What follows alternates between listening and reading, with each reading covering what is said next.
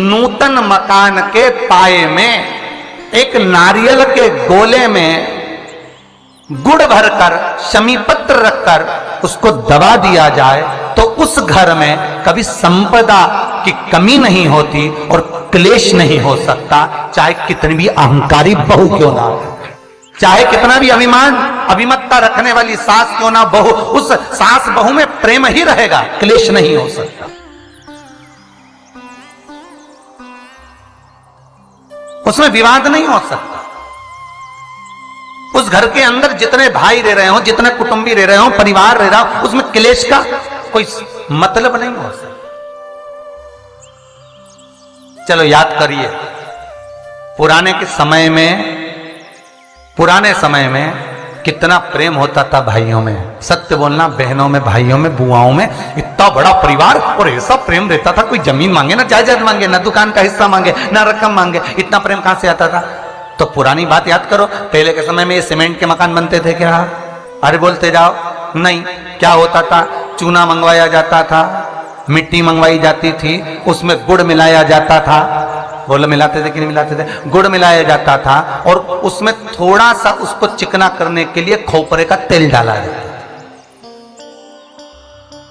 अब वास्तु रीति में तो हमने ये सब चीज छोड़ दिया, हमने ये सब चीज समाप्त कर दिया कि ना तो हम उसमें गुड़ मिला रहे हैं, ना कोई वस्तु मिला रहे हैं, बस सीधे सीमेंट खरीद के लाए और लगा दिया गया। पर उसका वास्तु तत्व क्या है? उसका वास्तु जैसे कोई बहुत बीमार व्यक्ति है, बहुत बीमार है, बहुत बीमार, और उसको कोई औषधि नहीं लग रही, उसको कोई औषधि काम ही नहीं कर रही, तो आप जब उसको भोजन कराएं, पानी पिलाएं, आप उसको कुछ भी खिलाएं, चाहे जूस पिला रहे हो, भोजन करा रहे हो, चाहे सूप पिला रहे हो, उसका मुख यदि आप पूर्व में रखकर खिलाएंगे तो 15 दिन के अंदर वो अपने हाथों से भोजन करना चालू कर देगा। 15 से 16वां दिन नहीं होगा। पर यदि आप उसको उत्तर का मुख रखकर, आप उसको पश्चिम का मुख रखकर बीमार व्यक्ति को अगर भोजन कराएंगे, दक्षिण का मुख रखकर भोजन कराएंगे, तो उसको औषधि लगने में बहुत समय लगता है महाराज। औषधि इसको 15 दिन बहुत हो गए, बहुत। जिससे दक्षिण की ओर मुख कर कर भोजन करने वाले व्यक्ति का उदर, पेट, वो कहते ना रोग हो जाते पेट के, रोग बहुत सारे हैं महाराज, बहुत रोग है महाराज। पेट से जुड़ा हुआ कब्ज का भी रेबे, गैस का भी रेबे, और ना जाने कितनी कितनी बीमारियां उसके अंतर्गत हो जाती हैं। तो ये सारे रोग कैसे होते हैं? दक्षिण में बैठकर अगर आप मुख कर भोजन कर रहे हो तो पेट से जुड़ा हुआ रोग कभी जिंदगी में समाप्त नहीं हो सकता। 50 गोली खा लो, 50 ऑपरेशन करा लो, 50 तरह के डॉक्टर को दिखा, मतलब यह पक्का है कि आप दक्षिण की ओर बैठकर, दक्षिण की ओर मुख कर कर आप भोजन ग्रहण कर रहे हो, तो आपको वो दुख तो ग्रहण करना ही पड़ेगा, वो दुख तो आपको झेलना ही पड़ेगा।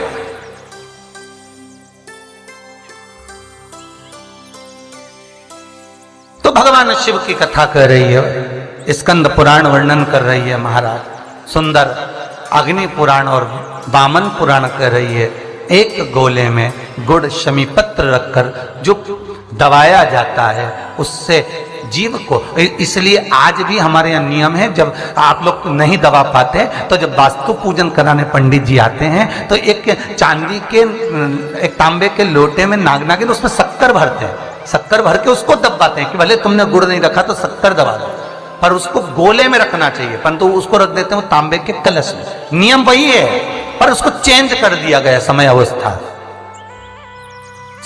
में कर दिया कि उसमें तांबे का कलश रखो, चांदी का नागिन रखो, शक्कर भरो, फिर दबा। और नियम वो है कि नारियल का गोटा हो, गुड़ भरा हो, उसमें भले तुम नागिन रखो चाहे कुछ भी रखो, पर शमी पत्र अगर रख दिया तो नागिन की भी जरूरत नहीं है। शमी पत्र रख दिया तो वास्तु की मूर्ति रखने की भी जरूरत नहीं है। शमी पत्र में 33 कोटि देवता एक एक पत्ती के रूप में उस शमी पत्र के भीतर विराजमान रहते हैं, जिसको हम विराजमान कर रहे हो।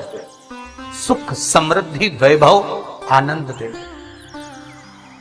बेलपत्री के पेड़ के नीचे हल्दी का शिवलिंग का निर्माण करो, हल्दी पिसी हुई हल्दी का शिवलिंग का निर्माण करो, उसका पूजन कर कर घी का दिया लगाकर भगवान शंकर की वही हल्दी का शिवलिंग का तिलक अपने हृदय पर अपने हृदय पर, चाहे पुरुष हो चाहे स्त्री हो, अपने हृदय पर कंठ के पास उस तिलक को लगाएं और बाबा का विसर्जन उसी बेलपत्री के पेड़ के नीचे जल डालकर कर दें। महाराज यश मिलना प्रारंभ हो जाता है। केवल ये यश के लिए ही नहीं होता, इसका एक क्रम और है। मान लो आप किसी मीटिंग में बैठे हो, किसी अच्छी जगह पर बैठे हो, किसी कंपनी के इंटरव्यू में बैठे हुए हो, कोई कंपनी आपके कॉलेज में आई है और आप उसमें सिलेक्ट नहीं हो रहे, तो उसके लिए भी ये कार्य पूर्ण है, उसके लिए। और ये कहां पर भी काम आता है महाराज। मान लो आप किसी कार्य के लिए जा रहे हो और वो कार्य बहुत जरूरी है कि इस व्यक्ति से मुझे ये पैसे निकलवाना है, इस व्यक्ति से मुझे ये काम निकलवाना है, और वो व्यक्ति बहुत दिन से हाथ में आ ही नहीं रहा, तो उसके लिए भी ये कार्य किया जाए। अर्थात कीर्ति शुद्ध हो, पवित्र हो और यश की प्राप्ति। हल्दी कलश। अब स्त्री कहे कि हम शंकर की आराधना कर सकते हैं, हाँ। स्त्री कहे हम शिव को स्पर्श कर सकते हैं, हाँ, क्यों नहीं। क्या हम हनुमान चालीसा पढ़ सकते, क्यों नहीं। अगर सुंदरकांड पढ़ सकते, क्यों नहीं। हनुमान और शिव एक ही है, हनुमान और शिव एक ही स्वरूप है, और उस स्वरूप का स्पर्श होना कोई गलत नहीं। कई लोग कहते हैं हनुमान जी के मंदिर में दिया लगाएं कि ना लगाएं, क्यों नहीं। भगवान शंकर पर जो जल चढ़ता है वो उत्तर दिशा की ओर क्यों जाना चाहिए, ठीक है। और पूजन करने वाले व्यक्ति को महाराज दक्षिण में बैठकर उत्तर की ओर मुख कर कर शंकर का अनुमोदन क्यों करना चाहिए, ठीक है। जब हम शिव जी की अर्चना करते हैं तो हमारा मुख कहाँ ज्यादा होना चाहिए, उत्तर की ओर, ठीक है। दक्षिण में, दक्षिण की ओर से हम बैठे और जहां भगवान का जल जा रहा है महाराज उस ओर देखते हुए, अर्थात उत्तर की ओर हमारा मुख होकर हम भगवान के शंकर की आराधना करें। जैसे पूर्व अभिमुख होकर शिव की जो आराधना करी जाती है वो एक श्रेष्ठता का फल देती है, फल देगी, मना नहीं है। पश्चिम की ओर मुख कर कर जो शंकर की आराधना करी जाती है उसका फल मिलेगा, मना नहीं है।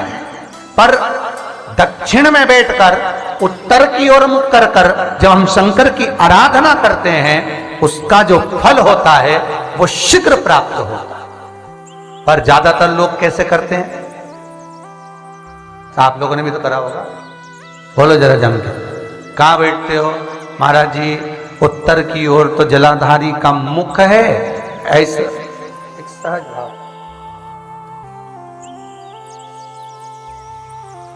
ये शिवलिंग है, ये जलाधारी, ये उत्तर की ओर है, तो तुम लोग कहां बैठोगे, ये यहां जा रही है तो ये शिवलिंग है तो तुम इसके सामने बैठो।